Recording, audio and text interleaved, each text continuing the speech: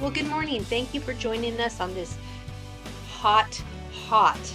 Oh, I guess it's not going to be hot tomorrow. We're recording on Saturday and it is warm, but I hopefully it's going to be cooled off by tomorrow. Tomorrow's going to be our communion Sunday, so we'd love to have you come and join us at church. We'll be taking communion together as well as sharing a meal afterwards. So like I say, and we'd love to have you join us if you want to be a part of that. Um, our women's group, our morning class is finishing up our book called I Surrender All, and our evening group finished. So probably the 19th of June, we'll start up a new class. It's going to be on the book called The Magnificent Journey, written by James Bryan Smith. So if you want to be a part of that, of our Zoom class or our in-person class on Thursday, June 19th. Let me know if you want me to get the book or if you're going to go ahead and get your book, and then we can get you set up with that. I'm really looking forward to it. We did The Magnificent Story by the same author probably a couple of years ago, and it's a great, great, great read. So I'm looking forward to that. Not this coming Saturday, but the following Saturday, which is the 14th. We're going to do our second Saturday here at the Father's house, where we come and at 10 o'clock and spend a couple of hours cleaning up, doing some windows or whatever needs to. Last month, some guys did some of the painting outside, so that was really cool. So if you can come and help us do that, it would be greatly appreciated. Again, that will be on June 14th. Then on the 15th is Father's Day, so we're going to be cooking a meal that day too. Would love to have you come and join us. Um, excuse me. It's going to be a special time in honoring the men of the Father's house. Then on the 23rd through the 27th, we're going to have our vacation Bible school. We're going to be going through what's in the Bible this year. So I have sign-up sheets, or you can send me a text or an email if you know kids who would want to be involved in that, or if you want to come help with that. I'd love the help. But it's really just a special time to get to know and spend time with the kids. So, like I say, that's going to be the 23rd through the 27th. That's all I really have to cover today. So we'll turn the time over to Pastor Carl. Well, good morning, Father's House. Glad to have all of you guys with us today. Kind of excited to be here, even though, like Penny said, it's hot outside. I'm excited to be here tomorrow. Although we're recording on Saturday, tomorrow's going to be a fun day as we are going to be doing smash burgers and hot dogs and some hot links and some other stuff. So if you're seeing this early in the morning, you can make it to church tomorrow. We'll be serving you a meal as well. Looking forward to that as well. Penny did forget to mention tithe and offerings and gift to the Father's house. As you know, we can't keep the doors open here by ourselves. It takes all of us to do it. It kind of takes a village. And I'm kind of looking at it, and I see as I've gotten older that the way that we give um, is a form of worship. It's a part of our worship in giving back to God and being a generous people. So it's not that you guys have not been generous, you have, but if you'd like to give, you know that you can give online at thefathershouse.org, or you can send a check to the church, 133 Bernal Road, San Jose, California, 95119. Or we'll see you on Sunday. You can drop it into our offering containers that we have at the back of the church. So we'd love to see you. And if you can help us out financially, that would be great because, as you know, everything is going up, up, and up, except for your wage. Anyway, so where are we? We're talking still through this story of Joshua. And last week we talked about the first mention of Joshua. So we're going to be talking before Joshua, well, enters into the land, the Canaan land. So let me go back and explain who was Joshua. Joshua was, as you know, and I talked about that last week, he was a servant of Moses. But he didn't really start off as a servant of Moses. What happened was Moses had selected him out of the other young men in their camp after they had come out of Egypt and they were getting ready to venture towards the promised land, but not get to the promised land yet. There was a battle that they had with Amalek or the Amalekites, and Joshua appointed Joshua. I mean, Moses appointed Joshua to select some soldiers and some men to go out and fight against Amalek because Amalek and his army they were harassing the weak and the young of Israel that were the stragglers as they were sojourning across the desert. So Joshua is successful in that. And in his success, then, if you remember near the end of what I talked about last week, Moses kind of talks about, I want to put an altar here before the Lord, and I want you to inscribe this in the book, which is the book we're reading now to some extent. And also, I want it to be inscribed really on Joshua's heart that God has done this. And then he named the place where he built that altar, and he called it Jehovah Nissi, or Jehovah is my standard, or Jehovah is my banner. And we sing that song, um, like, especially as children, I'm my beloved, and he is mine. His banner over me is love, and we sing that song. And so I guess that's one way to look at a banner. But I talked last week about a banner was a standard that was raised to where the troops would rally around, and the standard represented the government. So we talked about, although I got it wrong at Hiroshima when they were raising the flag. We talked about that was almost as become an American icon of a standard of the American flag raising. And so, what Moses wanted to teach Joshua, and one of the biggest lessons that Joshua could ever learn, was going to be ideas that whenever we go into battle, whenever we're facing difficult circumstances, or even in life general, our rallying point and the person we look to in the hard times and the good times, or what we rally around, is we rally around the banner of God, or the standard of God. It's got a lot of New Testament and Old Testament context. Remember that Moses, one time later on, when the people were being bit by serpents, he commanded Moses to make a serpent and lift it up in the midst of the people, and anybody that looked upon that standard would be saved, they would be healed. And then Jesus makes a New Testament application where he says, as Moses lifted up the standard in the wilderness, so must the Son of Man be lifted up. He also said, if I be lifted up, I'll draw all men unto myself. And so there's this idea of Jesus Christ being our icon, Jesus Christ being our standard. We're not going to get into that much because we're really looking at the life of Joseph, which comes down to the where we are right now, is the idea of what we're looking at today is we're looking at the life of Joseph. I know Joshua. See, Penny's over there going Joshua. I told you guys I was going to mess that up. On Sunday morning, I said, every time I say Joseph, you say Joshua, because I'm going to mess that up all the way through this series. I'm like that, though. So Joshua, what we're looking at is how did Joshua become the servant of Moses?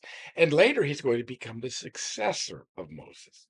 So, really, what we're looking at in this series is we're asking what made Joshua, or what prepared Joshua to be able to step into the shoes of Moses after Moses' death and lead the people in the direction that God wanted them to go.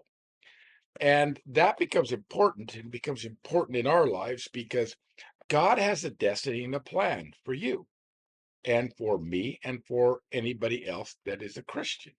I could probably extend that even further, but let's just say that God has a plan for you. God has a plan for the Father's house. But the problem is that we can't realize all that God has for us and wants us to be and to become unless we kind of submit ourselves to the tutorship or the mentorship of God. Now, sometimes that means a mentorship directly with God, where God convenes with us. But other times it's a mentorship like what we see here with Moses and with Joshua, in that, he's Moses' servant, but more than that, he's being mentored by Moses. And at the end of the day, he's going to lead the people into the promised land.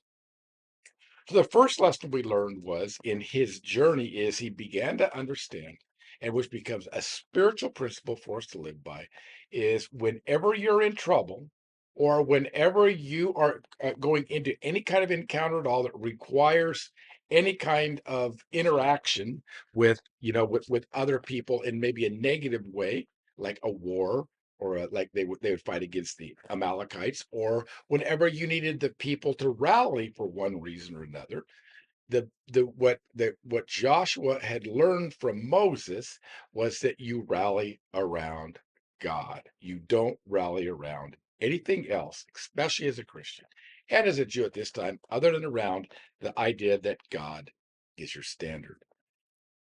We talked about last week about like, well, I want to get into it about the idea of patriotism at a football game or things along those lines and how you have this thing, the 49ers standard or the Raiders standard of what they lift up their emblems or whatever. But for the Christian, our standard or that which we fly, that flag we fly under to some extent, is not the American flag or the Raiders flag or the Super Nine or the 49ers flag. It is under God that we look to him to be our banner.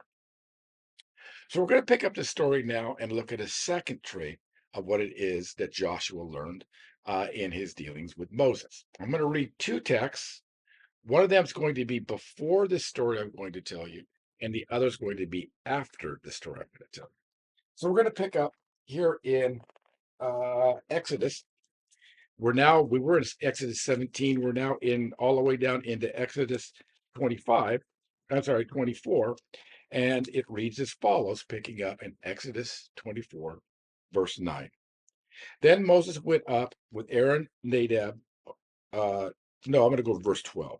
It says, Now the Lord said to Moses, Come up to me on the mountain and remain there, and I will give you the stone tablets of the law of the commandment, which I have written for the instruction of the people of Israel. So Moses, now get this. So Moses arose with Joshua, his servant, and Moses went up to the tent of meeting. But the elders and the others remained behind. And that's the first story. Moses was called by God to go up to Sinai to produce the Ten Commandments and the law that they're going to live by. And in going up, when God called him up, notice again that Moses took Joshua with him. Now that's in chapter 24.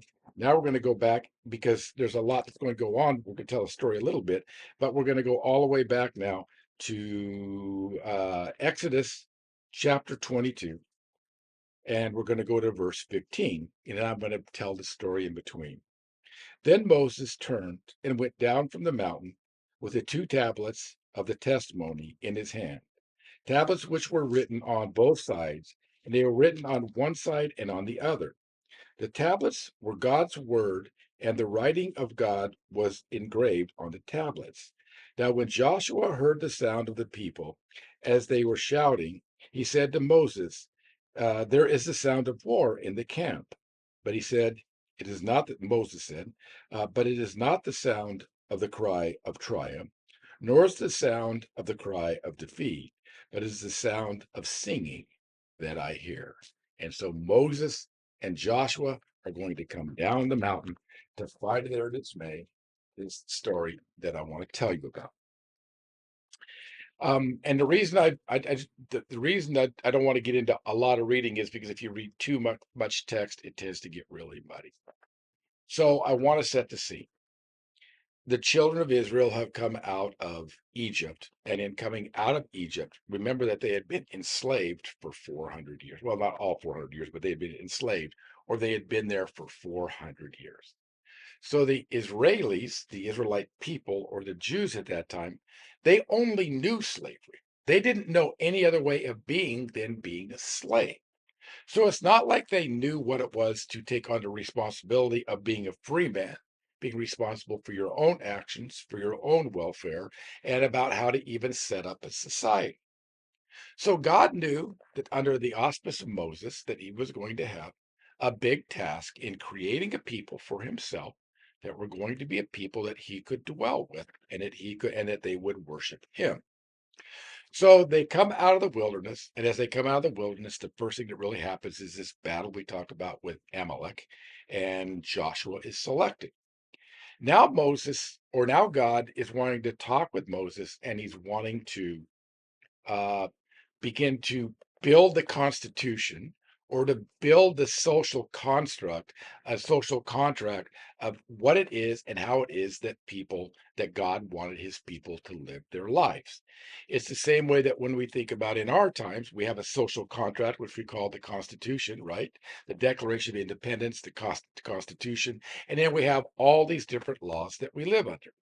Well, if you're becoming a nation and coming out of slavery, God's got to set this whole system up.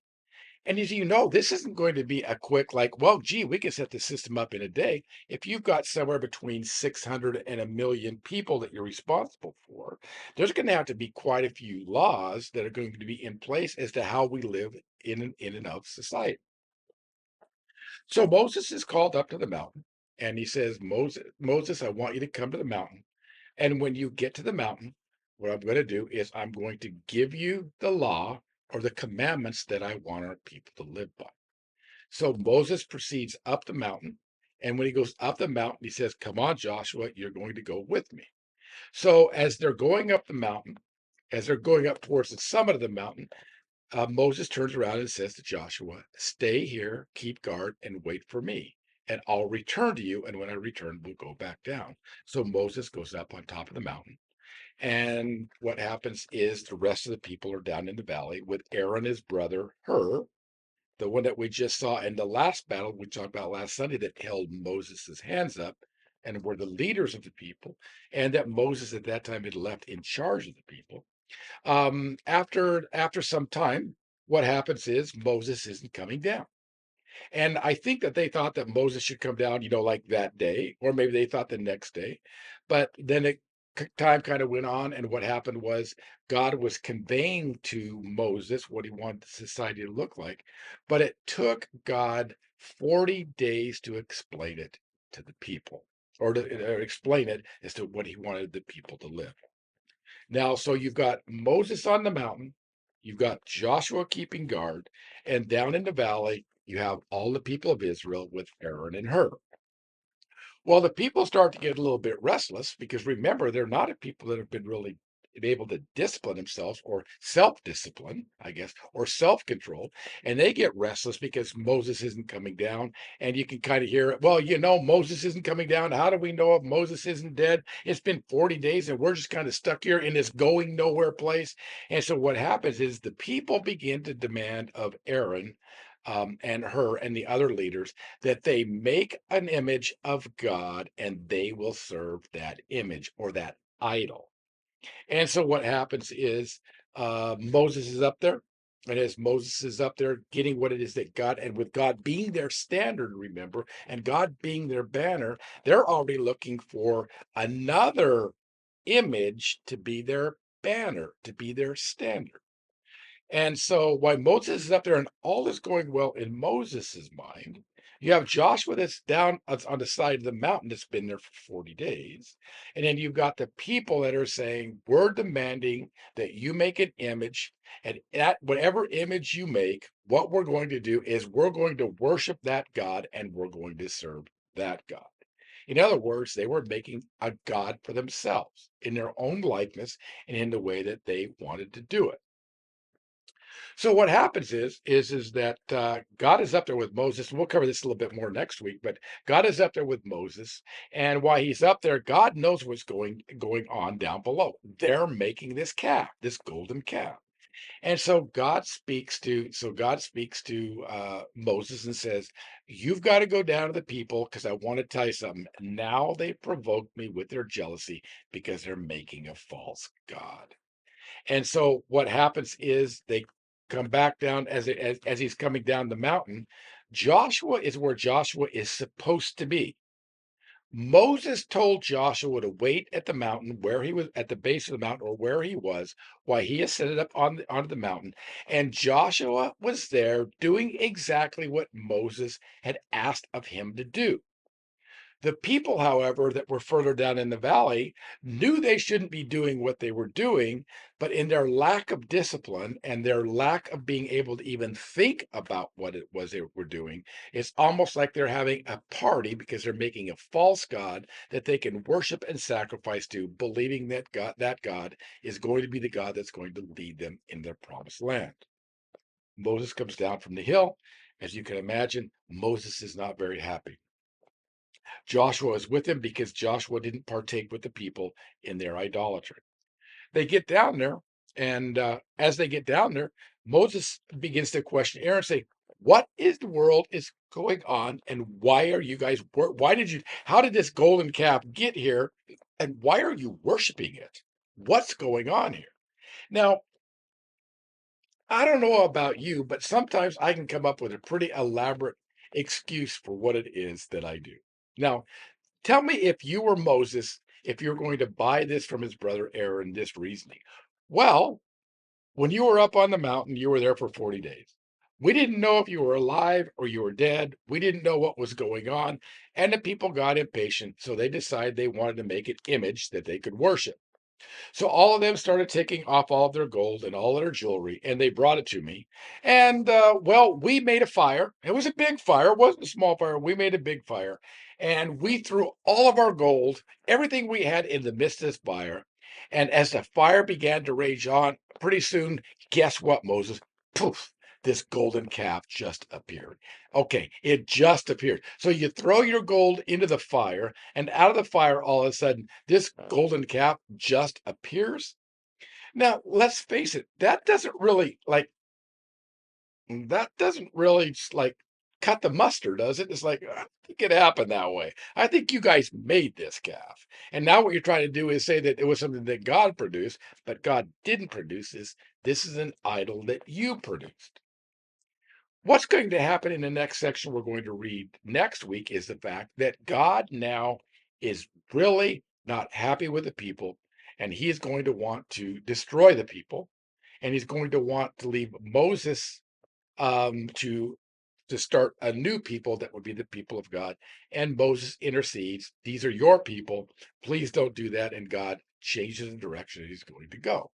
But both Moses and God were very upset about what it is that Aaron let happen in the camp and also what the people did.